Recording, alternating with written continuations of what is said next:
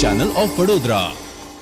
Vasna junction પર બની રહેલ ઓવરબ્રિજનો સ્થાનિક રહીશો દ્વારા વિરોધ વ્યક્ત કરવામાં આવી રહ્યો છે, ત્યારે આ બાબતનું આવેદનપત્ર મુખ્યમંત્રીને પણ મોકલવામાં આવ્યું છે। વાસણા જંકશન ઉપર બની રહેલા ઓવરબ્રિજનો સ્થાનિકો દ્વારા વિરોધ કરવામાં આવી રહ્યો છે, ત્યારે હાલના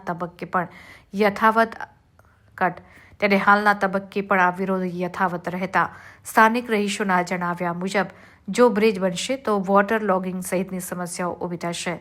800 જેટલા રહીશોની સહીઓ સાથેના આવેદનપત્રને મુખ્યમંત્રીને મોકલવામાં આવ્યું છે, તો બીજી તરફ સ્થાનિકોએ કોર્પોરેશન વિરુદ્ધ પ્લે કાર્ડ્સ અને સૂત્રોચ્ચાર સાથે વિરોધ પ્રદર્શન કર્યું હતું।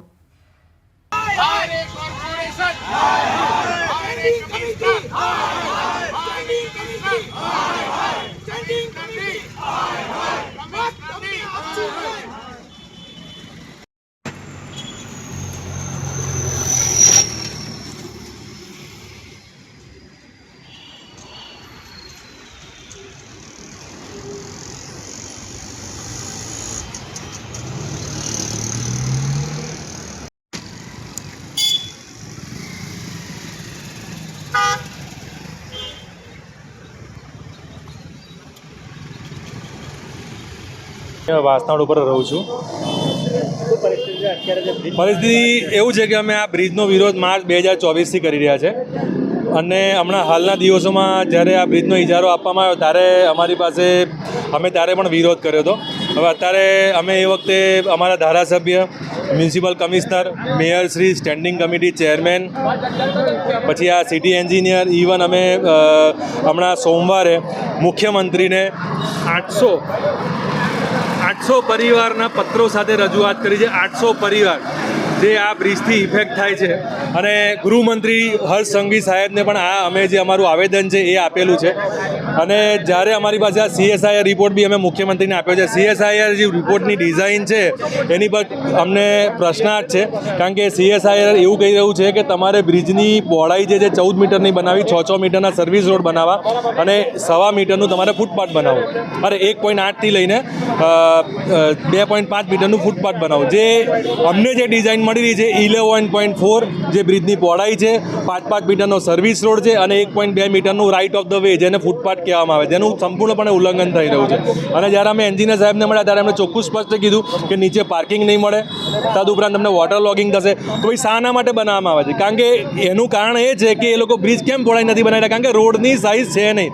રાણેશ્વર સર્કલથી લઈ અને શ્રીવાસેજ સોસાયટી તરફ જતા 50 મીટરના રોડ પર રોડ 21 મીટરથી બી નાનો છે, જે એન્જિનિયર સાહેબે ખુદ એને એક્સેપ્ટ કર્યું છે। તો શાના માટે આટલી જીત છે?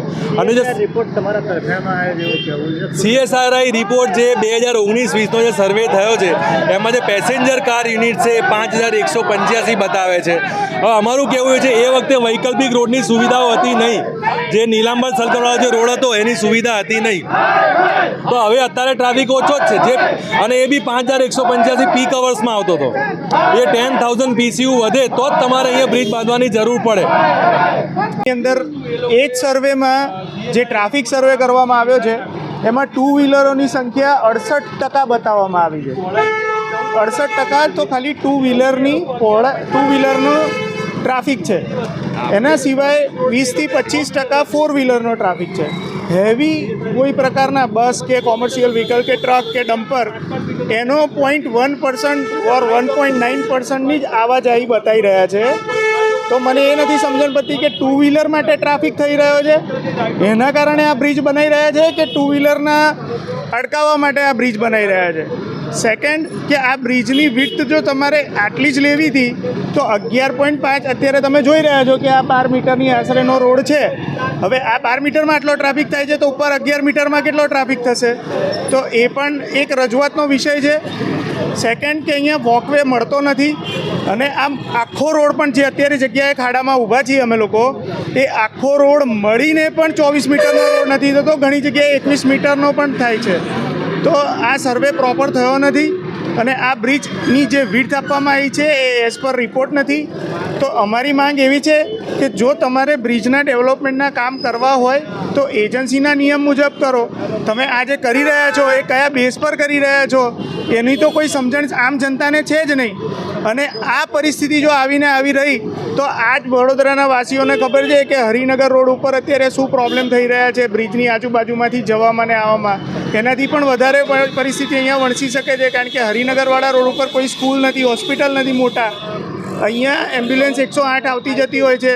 અહીંયા 3 મોટી સ્કૂલો છે, ફાયર બ્રિગેડનું સ્ટેશન છે અને સ્કૂલો પણ અવેલેબલ છે. તો આના કારણે સૌથી વધારે સમસ્યા ટ્રાફિકની ઉતરાશે અને બેવ એન્ડ ઉપર એક્સિડન્ટ પ્રોન ઝોન બનશે, કારણ કે સોસાયટીઓ છે, કોમર્શિયલ કોમ્પ્લેક્સીસ છે. હવે આટલા નાના રોડ ઉપર લોકો બેફામ થઈ જશે તો એક્સિડન્ટ પ્રોન ઝોન થશે. આ વસ્તુ શું એ લોકોના સમજણમાં નથી આવતી? પરીક્ષિત દવે.